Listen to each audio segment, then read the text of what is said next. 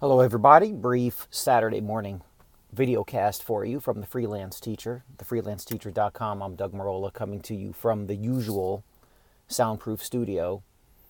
Amazing, right? We love high quality audio, and this is how I have to do it for now, anyway. The $1 zillion studio will hopefully come later.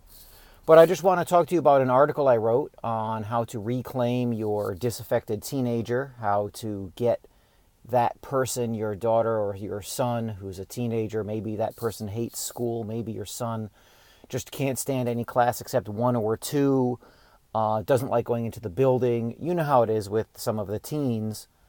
They become, again, disaffected is really the best word. You would like, as a parent, your son or your daughter to actually be into bettering himself or herself.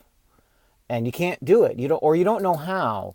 So there's one thing that I want to stress about what I'm talking about and what I've written about, in that I don't know how to instill work ethic into teenagers that's ingrained. I don't have a good answer for you. I don't think anybody does, right? Here's how you light a fire under your teenager's ass. I don't know anybody who does that well.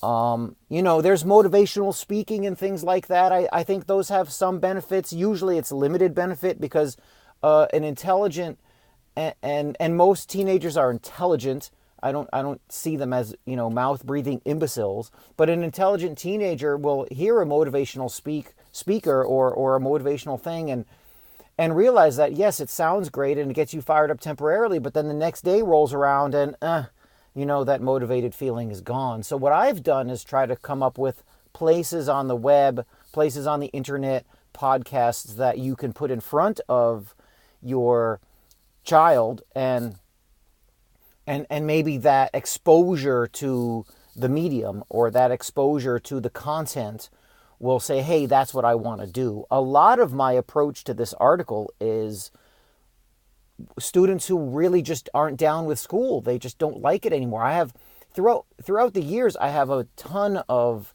students who have been, I was going to say brilliant. And I hate, I have to admit the brilliance thing is, there are a lot of really smart people. And I work in one of the worst high schools in Westchester County. And before that, I was actually at James Monroe High School, right?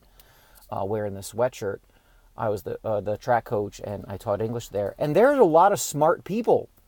And the school paradigm and the school system and the way you do things just didn't jive with them. And I had a lot of smart people.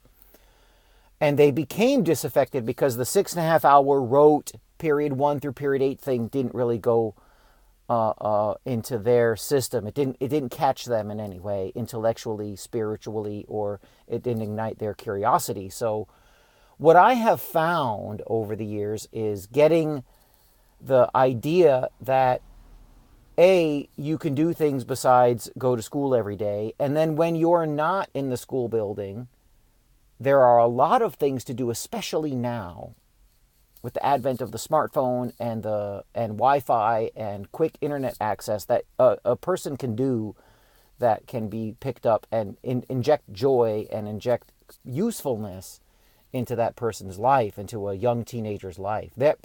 And don't forget, a teenager really is an adult. This adolescence thing was handcrafted 100 years ago. It was created out of nothing. There's a reason why you see 12-year-olds in the olden days dressed as young adults. It's not that they were working in a coal mine for 5 cents a day. It was like, okay, now you're 12, you're very capable, and you can provide use to others. And think about a disaffected teenager saying, look, you can do everything from have your own hobby and create your own world outside of school to, right, we're just talking hobbies, to maybe this is something you want to do. Do you want to make furniture? Do you want to create a podcast? What is your YouTube channel all about? What do you do online? What do you have to say? You can say what you'd like to say. You can write it. You can speak it. You can draw it. There are a lot of things you can do. And if you stay with it, and this really is the key, and it's the part that I'm one of the few people who will tell you I don't know how to do it well. Once that exposure to the thing, the passion, activity that the person that your teenager wants to do, sometimes that works.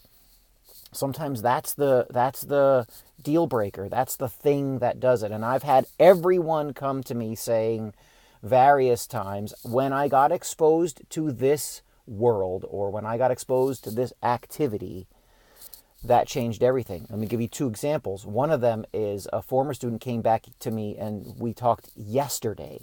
Now, and it's weird coming from me because I'm kind of like the anti-school person, sort of. I don't like having to force people into systems. But this young man, he's an adult now, freshman in college. He has gone up to SUNY Buffalo and loves it. Cannot get enough. Life-changing. The guy's glowing. Why? Because he has met people up there who love computer science, love computers. He loves the IT world. He's dabbling in programming, thinking about cybersecurity. Just, huge amount of interest, and a wonderful number of great people on the college campus are helping him out, being a mentor. And he actually decided to stay for one of these evening chats with a computer entrepreneur / professor. And the guy took a liking to him. And guess what? Now we'll have an internship, and is in contact with this person via email. And it's all because he decided, you know what? I'm not going to go home and sleep, even though I'm tired. I'm going to go to this evening discussion with this person, with this computer entrepreneur. And so, former student, now freshman in college, that experience of going to the campus has changed his life for the better. And I put that out there because I put a lot of, not anti-college stuff or anti-school stuff, but, we know what school is. We know what it can do. So I try to work with students where that doesn't necessarily work. But I wanted to give this out there because I want to be fair to this college example. And the other example is I have a couple of students, mostly young women. One in particular is an insanely talented artist. And she does face painting, and she puts out her own work, and she has her material in small galleries. And these are the things that make her happy. And she does side jobs and, has done substitute teaching and, to bring in some money. But she's now outside of the school system. And she started, to her credit, when she was a younger person and, said, look, here's what I can do. And these little tiny art galleries have shown her stuff. And she loves it. And so you don't need to wait for me to tell you, or your mother to tell you, or anybody to tell you. And that's the message I would like older people to tell younger people. So my article is, here's a bunch of podcasts, websites, things you can do on the phone, because you're tired of having your teenager's face buried in the cell phone all the time. It's frustrating to me too. But what you can do is say, all right, here, send them a link. Say, here, I thought you might want to check this out. Here, why don't you take a look at this? Look at what this person does.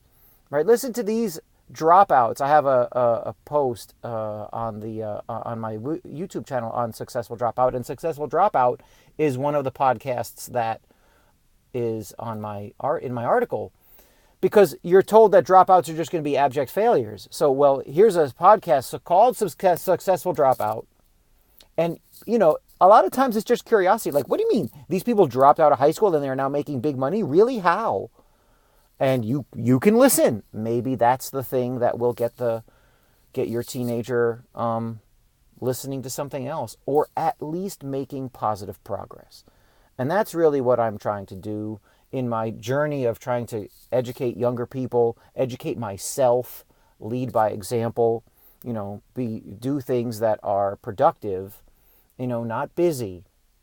Busy is not productive, but doing things that are productive, trying to do that as a person myself and trying to instruct others and help parents to do it. That's what I'm going to try to do as a person.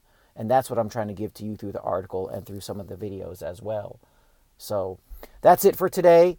Just wanted to introduce the article to you, tell you where my motivation is coming from. I have links in the article directly.